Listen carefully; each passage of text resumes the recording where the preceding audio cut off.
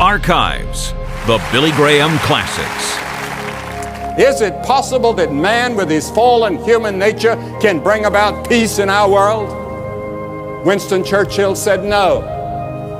Winston Churchill said that our morals are lagging far behind our technological advance. Just think what's happened in 100 years. 100 years ago, we didn't even have radio, and certainly no television. And we barely had a few automobiles. And no one had seen any, at least in the part of the world I lived in. We didn't have airplanes. The first airplane flew in this century, 1903 at Kitty Hawk, North Carolina, and it just flew a few yards. And all of this has happened so quickly, and our human nature has not changed. We're still human beings capable of any kind of crime, and we're capable of war.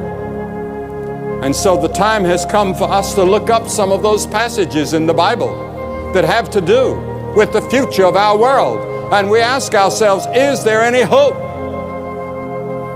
A person can live a lifetime without sex. A person can possibly live 75 days without food. I read about a man in a hunger strike in Britain that lived 70 days without food. And it's possible to live about 10 days without water. It's possible to live maybe 6 minutes without air or oxygen. But it's almost impossible, we're told, by sociologists and psychologists and psychiatrists and clergy to live without hope. And one of the great needs in our world today is hope. And many young people have lost hope, and that's why many of them are rebelling and turning to drugs and turning to other things. They see no hope as they look into the future. We read about the greenhouse ecology, and they talk about Armageddon, they talk about global genocide, they talk about the end of the world.